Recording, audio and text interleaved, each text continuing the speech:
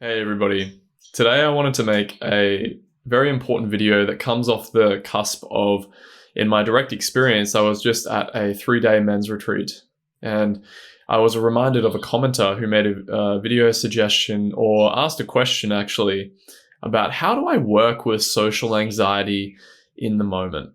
Like I've got all the tools, I understand some of the mechanics, and I've got the certain inquiries I might use to sort of dismantle the social anxiety as it's happening.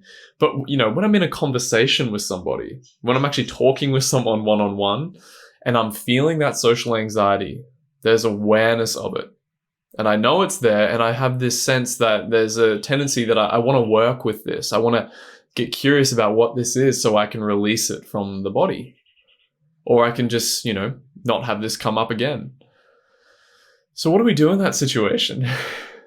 This is something I have a lot of experience with, and I know how frustrating that can be. And, it doesn't feel funny in the moment at all. We can feel like when talking with someone, we have this sense of going and turning inward.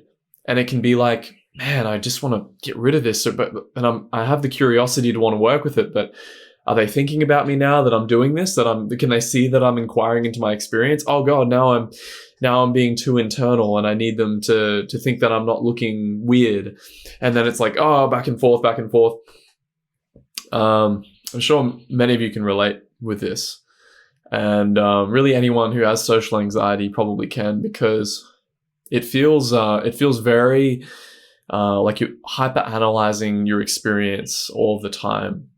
And this is the nature of social anxiety. It's a constant ongoing analysis of what are they thinking of me? How am I being perceived? And so on and so on. And you know what? Every human has this. But maybe you're just more aware of the acute way that it causes suffering in your experience because you're more sensitive. You're more in tune with authenticity, actually. So here's some practical pointers I first want to talk to you, and maybe this will help you in the next time you encounter this. First off, let's just point out one very important thing here that I don't think you'll hear many people talk about. Ask yourself the question, why do I want to overcome social anxiety? And really take some time to think about that. You can pause the video. Why do I want to overcome social anxiety? What will that do for me? Okay, now we're back. So initially, when I was in the process of releasing a lot of emotional fixation around social anxiety, that constantly felt like I was driving with the brakes on in social encounters. If I was being really, really, really honest with myself, there were a couple of motivating factors. One was I just want to stop feeling horrible. I just want to stop suffering. And, there's a very legitimate reason that we might want to stop that suffering. And I think that's totally fine. But, there's another reason that may be unconscious to you. Maybe you want to get rid of social anxiety because you want to finally stop feeling like a reject. Or you just want to connect with people. And those are also beautiful motivations. But let's take that a little bit further. Why do I want to do that? Because if I'm not a reject, then maybe I'll get status. Maybe people will finally see me as somebody who's important. Maybe I'll finally feel worthy within myself when other people can finally give me the external validation that I feel like I need. If I can just get rid of this and be this happy, open, happy, excited person around people, like, why do I want to do that anyway? It's a very important question to consider, because what I want to remind you is something that after doing this sort of inquiry and this investigation into what's causing social anxiety for some time, I began to release a lot of the emotional fixations. And it started to feel less like I was driving with the brakes on to more where I could just open my whole body up and just be with someone. and I could be more happy. I could feel more heartful. I could feel more positive emotion. But then it started to occur to me that, like, why? Why do I have to feel happy in front of this person? What is that getting me? And just revisiting that inquiry over and over and over again, just through sheer nature of realizing that if I was finally like feeling better, like I still wasn't happy, still wasn't fully satisfied. There was always something more to inquire into and release. So authenticity, this motivation to want to inquire into social anxiety began to shift more toward one of valuing authenticity over needing to transmute or fix myself so that I could get something like an unconscious need met, like validation. Authenticity became more important, which then started to open up the fact that, you know what?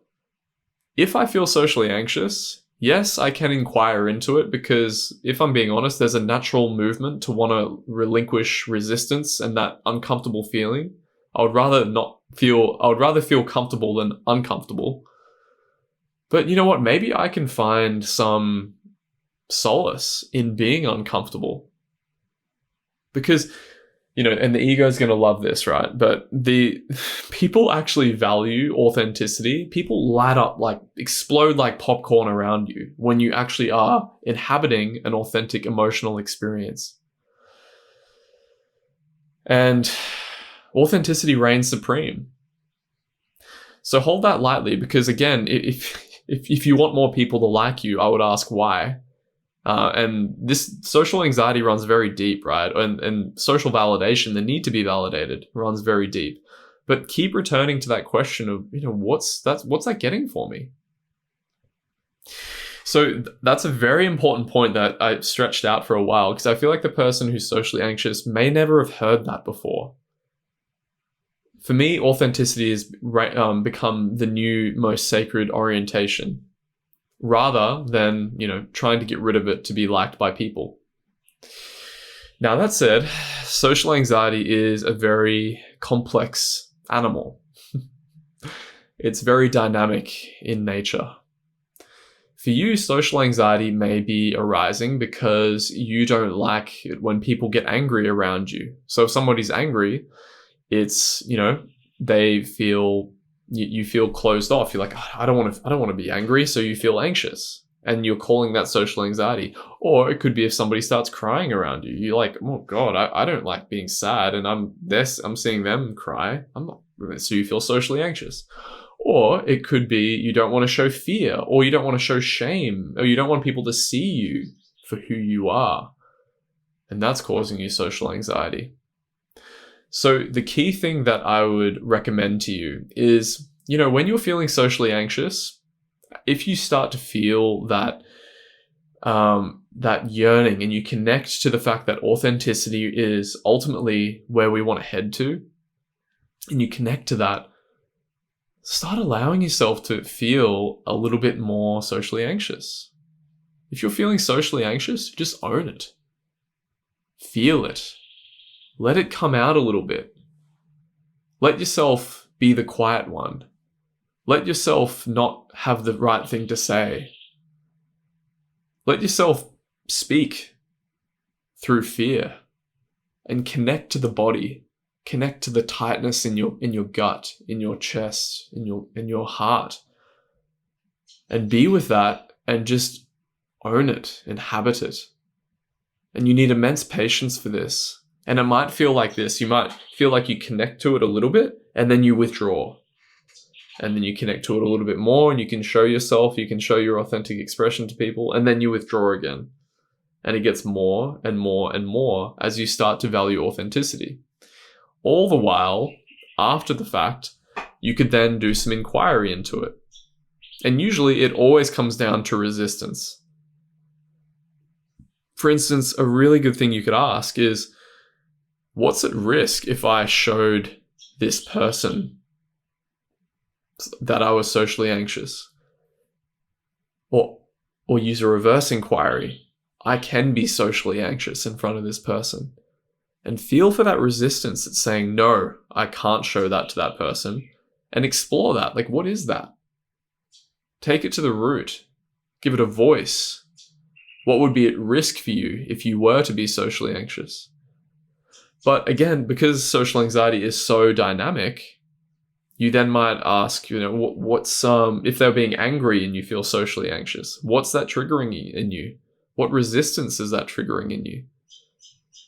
And these are all things that you can access with somatic inquiry, and it's what I facilitate people with. But ultimately, meeting the resistance is going to be the thing that really starts shifting things for you in releasing the emotional fixation. Because what if you could be angry with that person who you're rejecting anger from? What would that mean about you? You see what I mean? When you start releasing the resistance, you allow authenticity to permeate your whole being more and more and more, which it will, and you start releasing the fact that you don't really need that that validation from other people. What matters most is authenticity overall, and you're connecting to that more and more deeply. What a beautiful way to live life, while still giving yourself permission to release the resistance that is causing you to feel like you're driving with the brakes on all the time.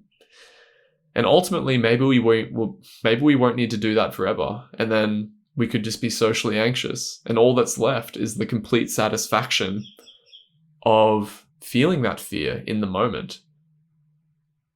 And that being the only thing. Complete presence. And people actually like that.